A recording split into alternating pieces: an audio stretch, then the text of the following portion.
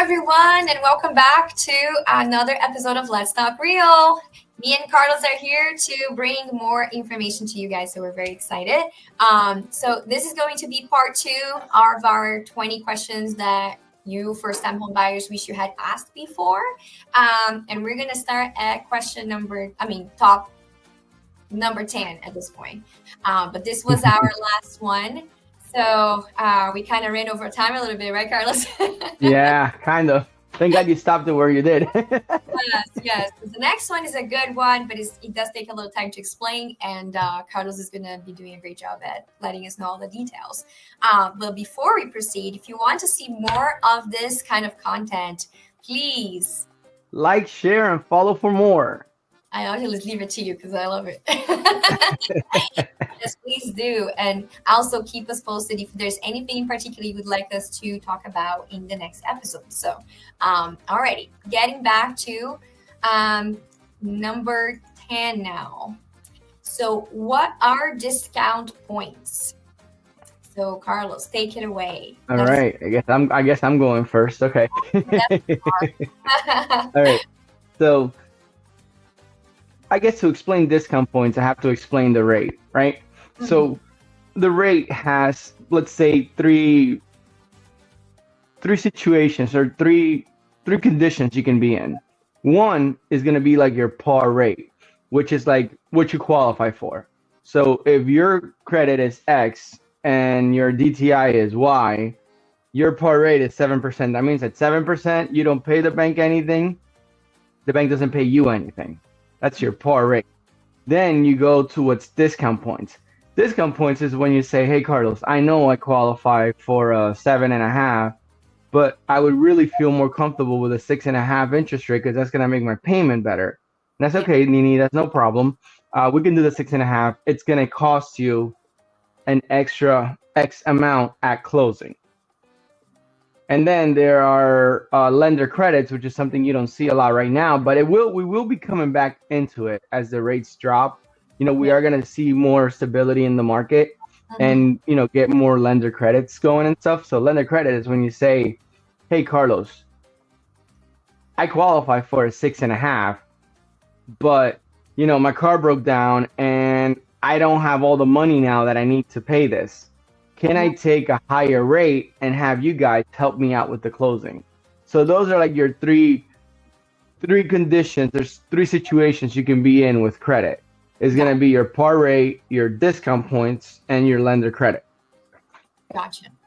And then I don't know if you want to add anything. Yeah. No. So just to then maybe answer questions that might be popping up on people's heads now. So for the discount points, one discount point is exactly what? Because I know that people might ask that. Okay, so one discount point. So a discount point is the cost to the rate. It's not discounting the rate 1 point. Mm-hmm. So that's why I said from a 7 to a 6.5, because it could be a half a point could cost you one discount point, and one discount point is 1% of your loan amount. Perfect. Yeah. Because I feel like people would be wanting like, but what is a discount point? What is the cost? Right. So that's great. No, I think that's pretty much it. If there's any additional questions, guys, just let us know. But basically that was very well clarified. The three uses of credit on the lending side. Uses there. That's even better than what I was using. But yeah, so that's what discount point means, and that's how they can be used during the loan then. And I'm glad you pointed out the credit from the lender credit side, because I do feel like that's going to become a thing, especially when we start looking at possibly, hopefully, to God, that we have lower rates next year, right? So from maybe, your mouth to God's ears. Right. So people can take advantage of, okay, I qualify for a 6.25, but I'm comfortable with a 6.5. Well, give me a couple, give me whatever credit you can give me for that 0.25, yeah. So during COVID times, I remember I was doing $10,000 in lender credit. I was like, hey, you don't need to use the DPA. The rates are good. Do this. Wait 8 months. The rates aren't going to move that much. And then we refinance you down to wherever the market was, back into the threes. and Yeah. you really didn't pay much. Yeah. Yeah.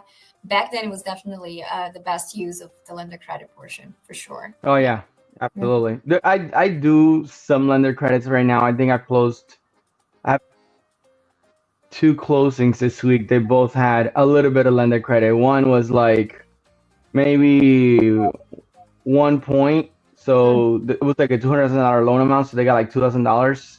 Yeah. And then there was another one that I closed, I think just yesterday for like $800 in lender credit. So it's around. It's just not as available where you Yeah. could say, hey, listen, I don't need a DPA that's going to hold me in that rate for 10 years. I'm cool with taking a higher rate for a year, refinancing out, and I'm done. Especially right now, because since we are expecting, I mean, it's not going to be a substantial reduction in rate at all by any Yeah. means, but we are expecting maybe a half, percentage discount by next year. So for people that are needing that credit, that could be maybe a something that they can look into. If they are qualifying right now for, Yep.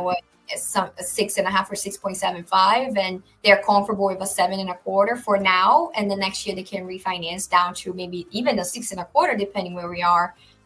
That could be a good plan of action and benefit from the credits. Yeah. Especially since you have like your, like FHA streamlines for people that are FHAs, Yeah, where um, they really they don't look at your income, they don't look at your assets, they don't need an appraisal, they just verify you're still working because it's the loan, as I like to call it. yeah, Like I'm already making a higher payment. yeah, Why wouldn't I be making a lower payment? exactly. So it's a lot less things that they look at. So it's a lot more streamlined, hence the name. Yeah, yeah, And the cost to it is a lot lower. So usually the the bank will absorb the cost because it's not that high. Well, the bank and the consumer brings, but not as much as it would bring to a normal refinance. yeah. So for people that are actually buying right now with an FHA, that would be the ideal scenario there. Exactly. Yeah, so that's what I'm saying. Like once the rates drop a little bit more, we'll be able to give you a little bit of a higher rate and get you that lender credit, and then do a streamline in a year or so from now, as the Yeah, rates keep gradually dropping, and then you'll be back at market and you don't have to, fork out too much money. yep, yep. No, I think that was a pretty good explanation on this one.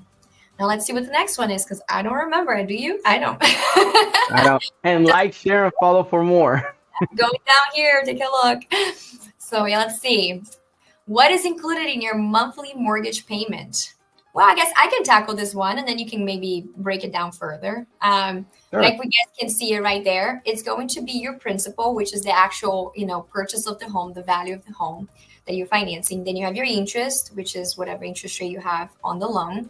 And then part of your payments is also the property taxes for that property. So whatever the annual amount is divided by 12, that's going to be part of your payment. Your homeowner's insurance of choice. So whenever you buy, you choose a company that you get a quote from. Whatever the annual quote is divided by 12, that will be part of your monthly payments. And then, of course, if you are putting less than 20% down on the loan, you are always going to have something called the mortgage insurance. So Yep. that's going to be part of your payments as well. You want to add anything to that? I think you did such a great job. I mean, I'm worried about my job now. Oh, come on. Now, one thing that I always liked, I do this on my buyer consultations, and I always like to bring it up in regards of the mortgage insurance, because a lot of people don't know this. So like we said, like if you're buying with less than 20% down, you are always going to have a mortgage insurance. But depending on your loan type, and then I'll let you explain which loan types, you actually can drop off your mortgage insurance cost on a monthly basis once your home value, not your actual loan amount only, but the home value versus your current remainder mortgage amount hits the 80%. It will not be automatic. The automatic only falls off at 78%, but not from the value, from the actual original purchase price. So you as the buyer, as the homeowner, you actually can drop off your mortgage insurance much earlier than just the regular schedule, because the regular schedule drops off at 78 based on the original purchase price. But as you guys know, your property goes up in value throughout the years. So you might be going up in value and paying down maybe even more than your actual payments. So you could be hitting that 80% value to loan ratio much, much earlier than the scheduled plan. So if you are thinking you are on that time frame, like maybe your value is here and your minimum mortgage is here, and you're in that bubble of 80%, reach out to your lender and try to see if you can knock that mortgage insurance cost out. Now, Carlos, to you, what are the loan types that actually allow us to drop off the mortgage insurance? So conventional is the only one that will allow you to drop off at under 20% or at 20. When you're at 80, then you'll be able to drop it off. Mm-hmm. And what you can also do is like we've talked about this many times, but let's just beat the dead dog. Is that the saying? Yeah, something like that, I guess. Yeah, let's just keep saying it. Yeah. You can always start with an FHA loan if your credit isn't the best, you're not in the best of situations, and then when you refinance, you can refinance into a conventional, and you'll be able to potentially either cut your PMI altogether or at the very least lower it, because FHA has a set mortgage insurance premium, which is at 96.5. You're at 55 basis points, and at under the 96.5, when you're at 95, then it's 50 basis points. And they did that to get competitive with conventional. Gotcha. Yeah. So that's good to know. So for people buying with FHA, we cannot just drop it off, but you can refinance it out of an FHA into a conventional and then have that completely taken out, or at least, dramatically reduced depending where you are on an equity basis. Yeah. Yep. Yeah. So this is a really good information to know for you guys that already are homeowners and have loans. If you're paying mortgage insurance, especially if you have a conventional loan right now, and your value went up a lot in the last, couple of years, and you're still paying mortgage insurance, well, reach out to your lender or reach out to Carlos. Yeah. If you bought around COVID, you might be in better shape than you think. Yes, exactly. You don't need to be paying for that at all. So make sure you reach out and get that sorted out. Okay, this one now. Can I use a gift money? And boy. Yes, you can. But there's a big but, and there's proper ways to get this done. So you actually are able to use that gift. So Carlos, do you want to break it down by loan, or do you want to talk about more general? Sure. I mean, one of them is more strict, and the other ones just follow the other one. Follow the more strict guidelines, I guess, and then kind of go from there. Yeah, so the more strict one, I'm going to say it's FHA, because it has to be a family member, and it can't be like your mom's best friend's kid who's like your brother. They're not really your brother. Doesn't count. Your brother is your brother. Even though you grew up with them, they're not really your brother. Darn it. So, yeah, and it can't be your godfather. He's not really your father, even if your father isn't in the picture. Yep. I've had those kind of things, where people did those. But as long as it's family member and they've had the money in the account for 30 days, they're able to do a gift letter, and then they can do a check and saying gift for home with your name on it. And then that's pretty much it. That's FHA, which is kind of like the toughest one, I want to say. Conventional is very flexible when it comes to that. Your best friend can gift you money so that you can buy your home, and you don't even need to show your best friend's account. So. Oh, wow. Big difference. I'm not going to go into specifics, but it helps when you're going conventional. Oh, for sure. I can see that. And then let's talk about how to get this gift, from point A to point B the proper way, right? Because I know, let's not just take money from our family member. Yeah, let's not do, I've had somebody who was like, oh yeah, My mom went and withdrew $10,000 from her account in cash and then gave it to me, and I dropped it in the bank. And I'm like, well, you just messed up. Yep. You Yep. don't. Those are the moments. Yes, no. So it would need to be a wire, transfer, or a check, either to you or to the title company. Preferably a cashier's check if it's to the title company, um, so that there is proper sourcing of the funds throughout Yeah. the process. Transferable, right? Yep. Yeah. Yeah. So a wire transfer, a cashier's check, that's basically the preferred ways. Would a personal check also work if they're going directly to the person? It does, yeah. And I tell my clients, hey, listen, like if you and your mom both bank with Wells Fargo, to give you an idea, then that money's going to be in your account instantly because Wells Fargo already has the funds verified in this check. You know what I mean? So Yeah. yes, personal checks are normal when it comes to gift directly to the giftee. Is Yeah. that how to say it? Yeah. Yeah. Gift or gifting. Yeah. Or We'll go with receiver. that. We'll go with receiver. We'll go with receiver. We'll do a football analogy there, and we'll put receiver. Yeah. Yes. No, that's good. So yeah, so just know that yes, you can use it, but there are proper ways. And if you are on an FHA loan, there's a lot more restrictions. It has to be family member, and you definitely Yep. want to have a traceable transfer from Yep. their funds to yours. Yeah. Yeah, and I would say if there is gonna be a gift involved, like let us know up front, because then that way we know which way we need to tailor the loan to help you be able to receive that gift properly and be able to use it for closing. Gotcha. Now, is the gift letter still a requirement? Is that something that they still have to write? Yeah, but I Yeah. mean they don't really write it. We have templates at this point, you know what I mean? And we ask them for the donor's information, and then put in all the information, send the DocuSign, and boom, done.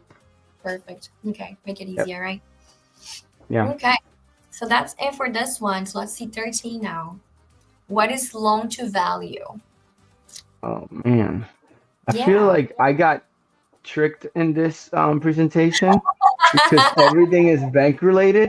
I don't see anything real estate related here, Nini. What is going on? Oh, there's a lot more questions on the financing side, It's like it's just a given. Wow. No way. I mean, I didn't So, create. yeah. So your loan to value, I'll do like very simple math to kind of, because this example is a little bit more complicated. So we'll do very simple math. Let's say you're buying a house for 100,000, you're putting $20,000 down, you're financing 80,000, your loan to value is 80 because the property's worth 100, you're putting down 20 and you're owing 80. So Yep. that is kind of your loan to value expressed as simple as possible. And Yep. that is a big part when it comes to financing because based on that, we're going to be able to determine, first of all, how high we can take your DTI. Because if you're maxing out your loan to value, odds are is the banker is going to limit you on what you can finance. However, if you're putting more money down, the bank will allow you to finance more or get into debt more. So, for example, let's say that I did a deal where it was a conventional deal. Mm-hmm. The client's credit wasn't the best. It was like a 645 or a 650 something, but they were putting 25% down. So when you're putting that much money down, well, now the bank isn't too worried about your credit score because you have a lot more skin in the game. So your loan level pricing adjustments that you normally get, based on your credit weren't there because you're putting so much money down. There is no PMI because you're putting so much money down. And the bank is saying, okay, normally I would allow this to do a 40 or a 45 DTI. I will allow a 48 over 48 DTI because you're putting 25% down.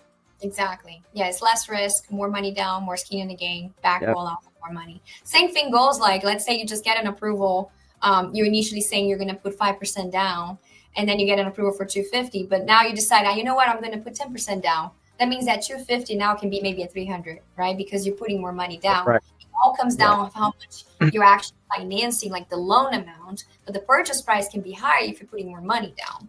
So again, it comes back to that loan to value. Right? Absolutely. And then the same thing I was talking about on the mortgage insurance that we spoke on number 11, this is exactly what that is. So once you see that your loan, remainder balance of your mortgage, your loan to value, actual value on the market as of today, it's at 80%, right? That's when you can remove that mortgage insurance altogether. So this is exactly what you would be using. You'd be your loan amount divided by the actual value of the property as of today in the market, which if you don't know, you can reach out to me. I can help you find that out. And then that will give you that percentage. And if that is anywhere near 80, 81, 79, then we definitely should be trying to reach out to the bank and, attempt to removing that mortgage insurance cost. Absolutely. Awesome. Okay, so this was a good one. Number 14, what is mortgage insurance? Oh, we talked about it, and I'm going to break it down further. I feel like it's beating a dead horse. That was the name. That was the saying that I wasn't getting. I said dead dog. I just brought it up, and here it is. Well, what is mortgage insurance? What is that for? All right. So mortgage insurance, essentially, it's an insurance that the bank puts on the loan to feel more comfortable with giving you money, because the bank is giving you a lot of money. So it's an insurance that you're paying that if for whatever reason you stop paying it, the bank gets their money back. Yep, that's basically it. And that's why they always apply that mortgage insurance to people that are putting less than 20%, because less is keen in the game, more liability to the bank. So you pay for, paying less money down, basically. Absolutely. Plain and simple. If you are putting not 20, but you're putting 10%, maybe you're getting a discounted, mortgage insurance, because again, it has a little less liability on the bank. But then if you're not putting anything down, or you have those specialty programs like 3% down or 1% down, then you're definitely going to have a higher mortgage insurance because of that as well. Another option that, for some people it makes sense, for other people it doesn't make sense, but I'll mention it anyways. So you can always do you can always decide how you pay for when you're doing a conventional loan, you can decide how you're going to pay for your mortgage insurance. Sometimes you could say, hey, listen, I'm putting 15% down. I don't want to have any mortgage insurance. I'll buy it up front. So it's called a single premium MI. Or you could do a split MI, where you can say, okay, I'll pay for half of the mortgage insurance the bank wants, and I'll take the other half on a monthly payment, Or you could just do a regular monthly PMI. So there are a lot of different things. Again, it depends on what your exit strategy is going to be. Like if you're saying, hey, I'm only going to be in this house for 3 to 5 years, the house isn't going to appraise enough for me to drop it. I'd rather have the lower monthly payment now, and then when I rent it, I don't have to worry about it anyways, So it all depends on what your strategy is for the property, I want to say, when it comes to mortgage insurance. And again, that's why it's so important to start talking to, Carlos or your preferred lender way ahead of time, because then you guys can strategize on what's the best, plan of action based on your goals. So that's why it's really important. So that's it for that one. I think we definitely beat that one down. Okay. Oh, this one is a complex one because there's a lot into this. So what are closing costs? So I have a whole page of everything that is included on your closing costs, like on my buyer guide during my buyer consultation. And let's just summarize it, and you can add in as you want. It's basically all the fees that you're gonna have to pay towards the bank, towards title, towards prorated taxes on the property. Everything that you have to pay fees wise is part of your closing costs. What a lot of people sometimes get a little confused is the down payment is all I have to pay, and it's not, because you do have a down payment requirement based on your loan amount, loan type, and then you have the closing costs, which is the fees that are incurred from doing the loan itself and buying the house itself. So I think to break it down, I'll talk about the other fees and you can explain like lender side fees, I guess, right? Yeah, so pretty much like when people, so that's a great point that you made, because usually when I talk to someone, they're like, oh, I'm gonna go FHA, so I only have to put 3.5% down. It's okay, well, that's great. Like you're right, FHA is 3.5% down. But like when I give you like your cash to close, I never just say, oh, it's this much down, because that's not a realistic number. That's just your down payment, but there are other fees. So I usually calculate very conservatively, about 10% of the purchase price is going to be your closing, your full closing, because like you said, that includes your lender fees, your title fees, your transfer taxes, your escrows, homeowners insurance, Yep. taxes, appraisal, all that stuff. And then people are like, oh wow, okay, that makes sense, because at Yeah. first when you say, oh, you're buying a $300,000 house and your closing is, about between 27 and 30,000 depending on the taxes and stuff, people are like, well, wait, I'm doing a conventional, 3% down. 3% is 9 grand. Where are you getting the other 21? And then you got to kind of explain all of that, and they're like, oh, okay. Yeah. Yeah, I get this so often. People come to me and I'm asking them like, okay, so how much did you save up for the buying a home? What are your savings like? And they're like, oh, I'm gonna be putting 20% down. And I'm like, oh, okay, great. So 20% down of what? What is your goal, right? And then they say like, okay, 300,000. But then when I start kind of digging further, I'm like, okay, so you only have 20% of a 300,000. You don't have anything above that. That means either we have to reduce the purchase price so you can have enough for closing costs on top of your down payment, or we have to reduce your down payment to be able to have enough for closing costs. Right. And in that case, you'll have some PMI, but might not be all the PMI. Exactly. Yeah, so people get very confused. Yeah, I have 10,000 for down payment. Okay, down payment, or you mean like your total amount that you have saved? Because I hear that so often. I'm sure you do it too. Like I have 20K for down payment. No, they have total 20K for down payment and closing costs. Yep. Yeah. And then one closing cost that they're definitely going to see for every transaction outside of like lender fees is going to be your title insurance, which is required by the state of Pennsylvania. And that one, it's not a shoppable fee because it is that determined by the state of Pennsylvania based on purchase price. They have an equivalent title insurance cost. So whatever the purchase price is going to have that. So that's one that you cannot get away from. You mentioned the transfer tax, so that's 1% of the purchase price. That's always going to be there, so that's guaranteed 1% above what your down payment actually. Depending on the area, there's different areas that have higher. 1% is the norm for most of Pennsylvania, but there are areas like Reading, Philadelphia that do have a higher transfer tax. Yeah, Central PA is 1. I do know that Philly, I think it's 1.75 or something like that. It's much higher. Yeah, and Reading is super high. I don't know that. Is over 2? I think so. Yeah. Yeah. I think it's 5% total. I think it's 2.5 and 2.5, maybe.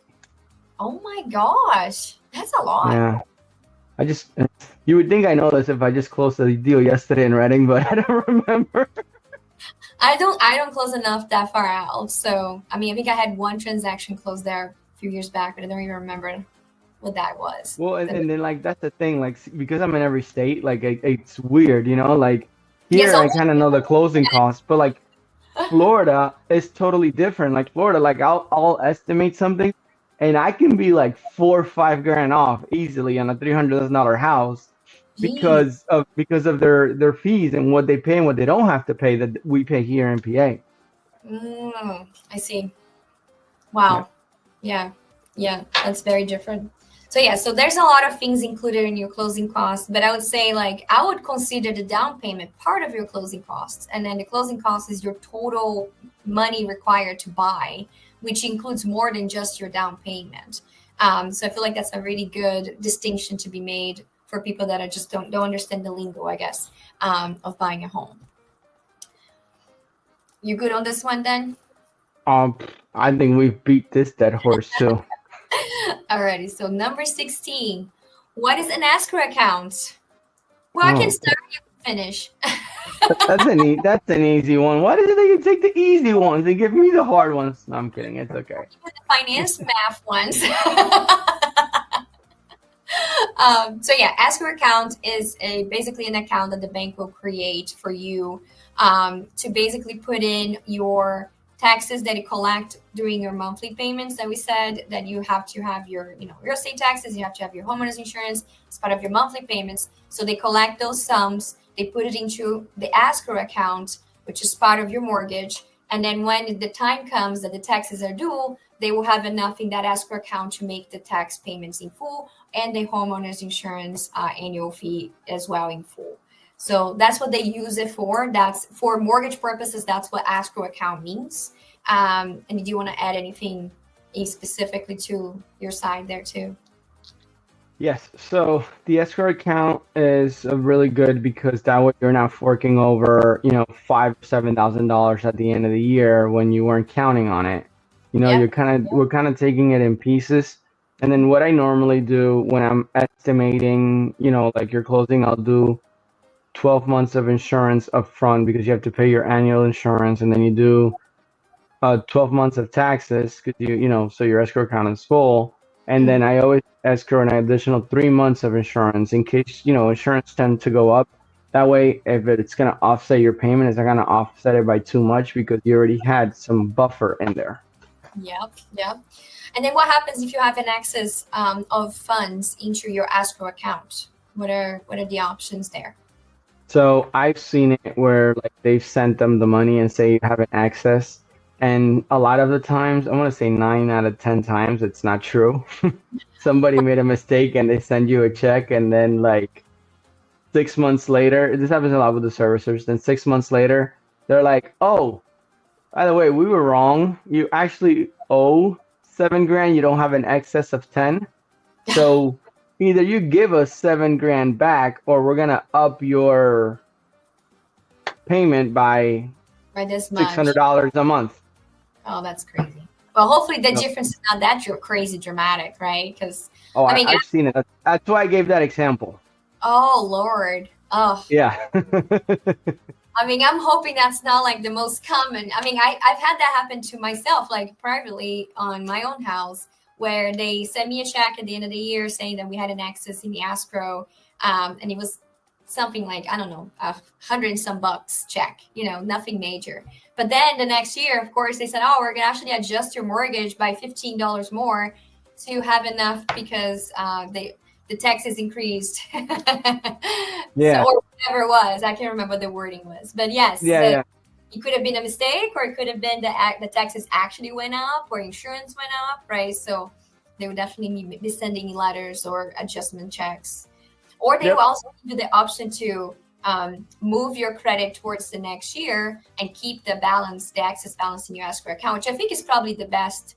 I think that's the smartest thing you can do is just leave it there. Listen, at the end of the day, whenever you refinance whatever's in that escrow account, you're gonna get back because you're gonna create a new escrow account with the bank that you start with, whether it's a refinance, a purchase, or whatever it is. Once the house is paid off, they have to give you whatever's in that escrow balance.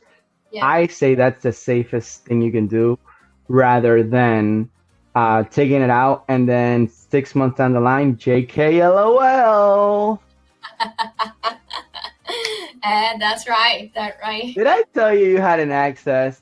Now there's a shortage. Just kidding. Yeah. It's like, I got you $1. Just kidding. Yeah. The JK LOL moment right there. Oh yeah. So I have a question for you, and if you don't know the answer, that's okay. That's just kind of something that I always wonder. So in regards of the escrow, let's say I intentionally put extra money in my escrow account, and I do have a pretty big excess in the escrow account. Would they actually make an adjustment on the monthly payments for the following year because they see a higher amount in the escrow, or no? I Would don't they think just so. keep that writing it? They will keep it there because they don't know if you're gonna they don't know where your numbers are going to be. That's why the adjustments are.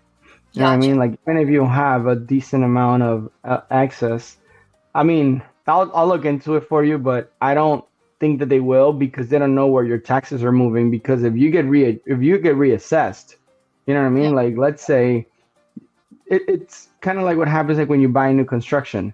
Your Yeah. taxes the first year are like $800. Your taxes the next year are like $10,000. Yeah.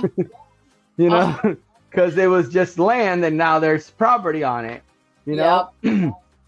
same thing if you get reassessed because there's communities being built around you and now your stuff is more expensive. Well, guess what? Your taxes are going to be more expensive. Yeah. Oh, don't tell No. me about like my local township here and school taxes. They have been consistently going up by $300 or so every year since I moved in. But To that's a phone. not. I mean, it's tough for you, but it's also not a bad thing because it means that people want to live in your area. So you're appreciating. Are you And not? Or is that am I'm I not am I wrong? high cost of taxes. But yes, it is true. Like the house prices are definitely, doubled since I moved in. But the taxes also are getting up there. So that's crazy. Yeah, their houses in my neighborhood, It means you live in a hot spot. $10,000 taxes for some houses in my neighborhood. It's nuts. It's Wow. yeah. Mine is now it's hitting like 6,600. But when I bought it was 4,800. Oh wow.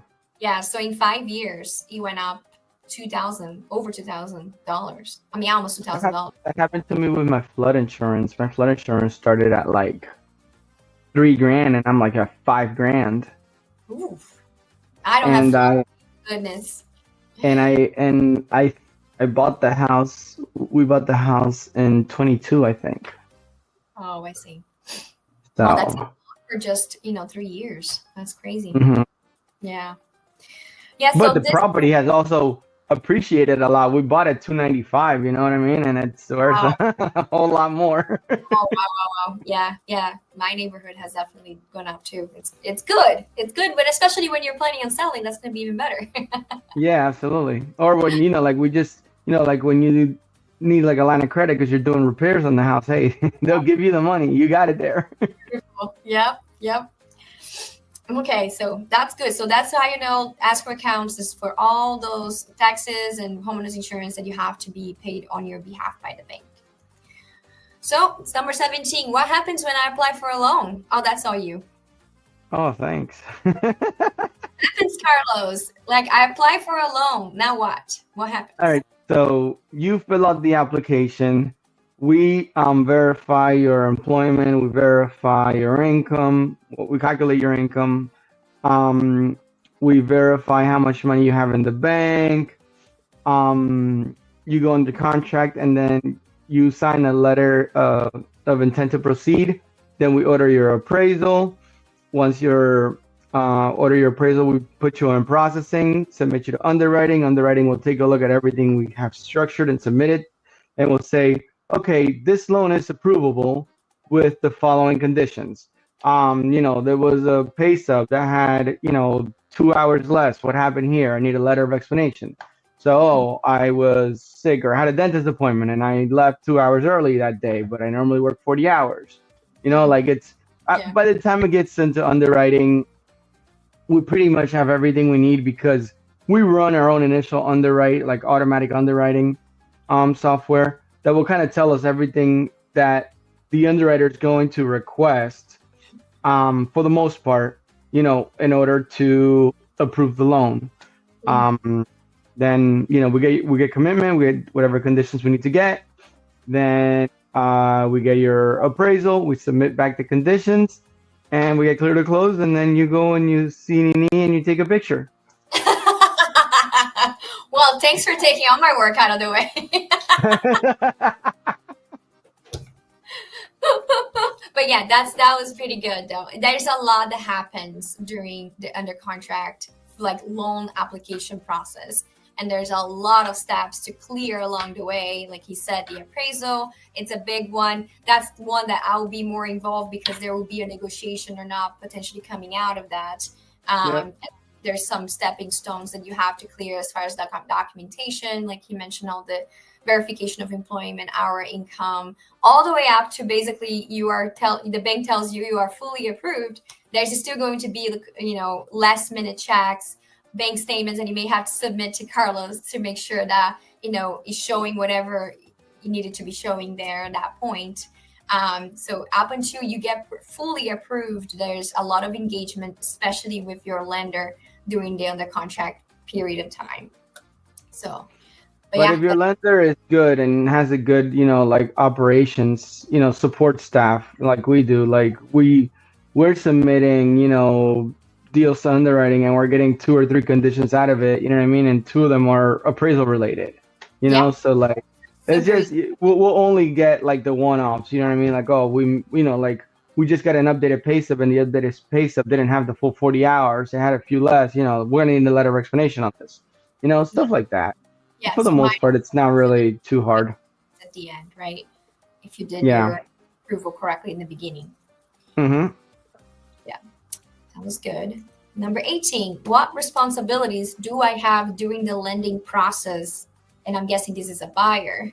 I can tell you right away, your biggest responsibility is do not buy anything big. Do not apply for any credit card. Do not get a loan. Do not buy a refrigerator and washer and dryer on a layaway at Lowe's. None of that. That's your biggest responsibility. Do not change your credit profile or your financial profile during that purchase. Now let's talk about the rest. I think that's the biggest one. I feel like you pretty much covered all the tips that were on there without noticing that you covered them. Really? I didn't look at it. I was looking at it. I'm like, all right, check. But it's okay. You did that because I'm sure that you went through situations on every single one that you mentioned that people did it and it jeopardized the transaction. Even though we tell them, they still do it. Yeah. Yes. So yes, the biggest thing is don't change jobs. If you're going to change jobs, call me before you do so. Number 1. That's a big do not go and buy furniture for a house you don't own yet, because if you do that, you might not own the house, but you will own the furniture. That's good. That was funny. Do not spend money. If you told me you have it for closing, don't spend it. Oh gosh. Now, if you have $60,000 in the bank and your closing is only 32, and you want to spend 5 of it, it's fine. Yeah. But if I tell you, hey, listen, you need reserves, you need to keep 40, and you have 60, and you go and spend 25, I hope it was worth it, because you're not getting the house anymore. Oh my gosh. Or like even tighter, you have 15 and you spend 5. Like, come on. Yeah. Because I just had that happen, right? The whole auction thing. Okay, yeah, moving on. Yes. I feel like there's an episode we're gonna do with a bottle of wine and what we go through everything the customers have done. Oh, that would be a great episode. we should even have guests like realtors come and share stories. I think and that would share horror stories. We should do a horror story episode. Okay, that would be it. That's a great idea. Okay. You can bring a couple lender friends and I'll bring a couple realtor friends and we're gonna just talk it out. Yes. We'll bring some horror stories. That's a good idea. Yes, do not change bank accounts. Do not close your bank account. Do not close credit cards, because that will make your credit go. Yeah. They think like, I'm not going to need it, so I'm going to close it. Worst thing you can do. Next, if your kid got into an accident and they need a new car, you are not co-signing for the new car. If you do, you will be living with your kid in that car. That was a pretty specific one, so I think you actually had that happen. that was very specific, Carlos. For later. Let's wait for the horror story episode. Oh yeah, that's not the horror. Like more to come on that. Yeah. And before we keep going, please, if you liked it, like, share, and follow for more. Yes. If you want to have fun with us on the horror stories episode, make sure you click the bell if you're watching this on YouTube, and make sure so you get alerted for the new episodes coming out. Absolutely. Okay, so let's go number 19. We're almost there. All What should right. I look out for during the final walkthrough? Hey, that's Oh, a question. thank God it's yours. Thank God you get one. So yeah, so this one is really important, and I feel like realtors even may dismiss the value of this one, right? So once you're done with all the conditions, we did the inspections, we did the appraisal, we negotiated repairs or not, whatever it was. Now we're like getting to, we're gonna close. We got a clear to close from the bank. Everything is good. We're gonna settle tomorrow. The final walkthrough is what it says is a final walkthrough of the property. You're going to see the house one last time before you sign the documents and make it official that you're the new homeowner. And the reason why this is so important is, first of all, we want to make sure the house is in the same condition you originally saw it, right? We don't want to see that there's new holes on the walls. We don't want to see something is broken. Maybe it was supposed to have a refrigerator. Now the refrigerator is no longer there. So, things like that. We want to make sure that things are where it's supposed to be and the way they're supposed to be. The second thing is, if we do negotiate repairs during either inspections or appraisal, we have the opportunity to either do a final home inspection, or we can just, visualize, see that the repairs were done if it's something that we can just look at it and confirm it. So that's the second real purpose. And then the third one is also to ensure the house is broom clean condition, which this one is kind of like up in the air because people's idea of broom clean varies dramatically. And my client's like, they're gonna leave the house clean, right? And I'm like, well, broom clean, their perspective of broom clean could be very different than your perspective of broom clean. But yes, but my it shouldn't idea have of clean and my wife's idea of clean are totally different. especially when they're just calling broom clean, like, oh, Yeah. let's just do it real quick and that's it. So yeah, so that is the question mark there. It's very gray in the contract. I wish it was a little different. But that's our opportunity to make sure at least there's no trash left behind, no personal items left behind, no, big things, furniture that was not supposed to be there, whatever it be. So this is really our last opportunity. And if there is something that is not done or not done to the agreement that we had, or they did leave trash behind, or the house is just a mess in general, that would be our last opportunity to negotiate the repairs or another credit at the table, or just make sure the seller come and get whatever they didn't take, or bring it back. If it was a refrigerator was missing, make sure you drop a refrigerator before. So all those things can be done in the final walkthrough, and that's why it's so important. And we should never skip this step, because I've had very interesting situations that I'm going to save it for the horrors episode. Oh, I am getting ready. I already have the list of people I'm inviting. Oh, this would be a fun one. All the stories I can only imagine. But yeah, so that's why it's definitely a very key step before you sign the document and say, hey, this is mine now, it's official. So last one, and we're going to be done with today's episode, is what can I expect to happen on closing day? This is a Picture with Nini. Definitely a picture with Nini, or at least of you holding Nini's sign. But yes, that's for sure. Well, I can say the things that I on my end, right? So you're gonna need to bring your photo ID that day. You are gonna want to bring the remainder due amount that Carlos is gonna let you know a couple of days prior, and it has to be either in a cashier's check form, certified check, or a wire. And if you're doing the wire, you do usually the day before, a few hours prior, depending when we close. So that's the things that you need to bring with you for sure. If anybody that's buying or is in the contract has to be present to sign, so bring yourselves, all the selves that are part of the purchase. Because I've had, oh, you guys need to come to closing. Okay, and the husband can and the wife didn't come. Like, both of you need to sign. Like, you need to bring yourself. So very important. And what to expect that day, you're going to be signing a lot of documentation.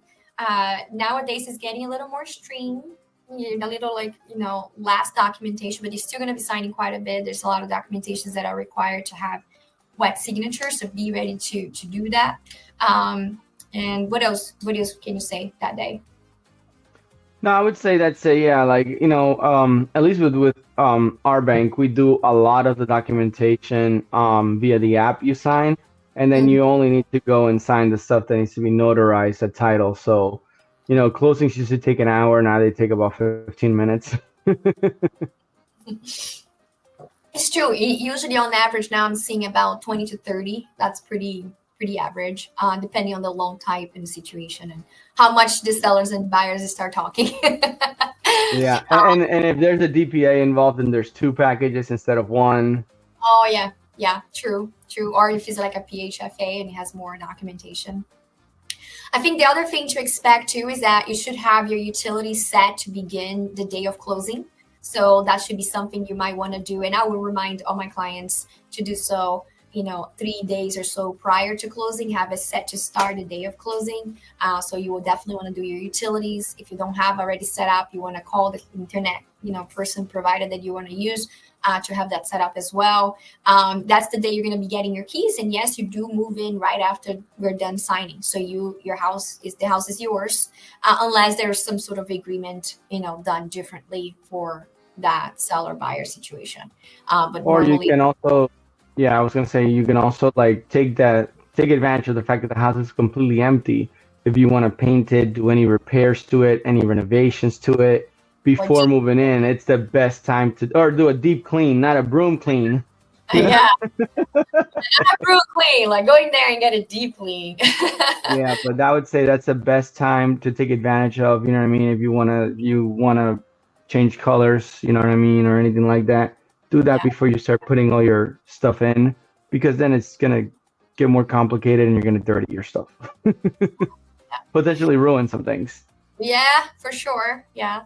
And then I think the other thing too that a lot of people just don't know, and it would be just kind of like a freebie extra on this one. When you do close, it doesn't matter what day of the month you closed, but the month you close in, your mortgage payments are always going to skip the following month and start on the other one.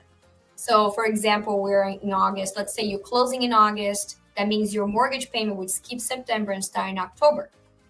And you do always have the very first technically 15 days, but I always say 14 just to be on the safe side. So 14 days of the month, at the beginning of the month, to make your mortgage payment without any penalty fee. I say 13 to be safe.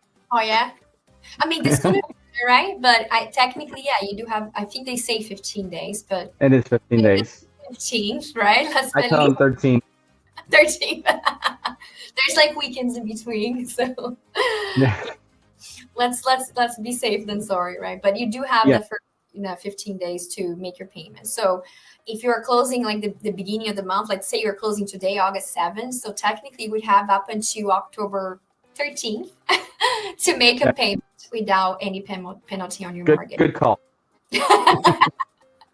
Yeah, so if you have like lease starting, ending, you're trying to switch between the lease and purchase, just keep that in mind. You do have basically one free month that if you still have to make a payment on your lease, you don't have to make 2 payments. So just something you can keep in mind. Yep. And I think that's it for this episode. I think we definitely did a longer one, but we did knock out. I think part 2 was longer than part 1. I was just about to say. I think part 1 was like 40-some minutes. So, but I think it was pretty detailed, and everybody's going to appreciate probably the detail that we went through. So yeah, absolutely. And again, if you guys like this, I'm going to beat the dead horse. Like, share, and follow for more. Yes, that was what we wanted to say earlier. Be the dead horse, not the dead dog. Yeah. Hey, it was a dead animal, okay? I think we'll get away with it because English is in our first language. You know what I mean? Like, hey. Like a Brazilian and Dominican Republic. Like, come on. Yeah. Hey, you know what? In America, they beat horses. In DR and Brazil, they beat dogs. Yeah. Well, no, in yours, I didn't say it. We don't beat dogs. On that note, I'll see you guys next time. Just stay Till the next one. Shout out to us. I'll see you guys. See ya.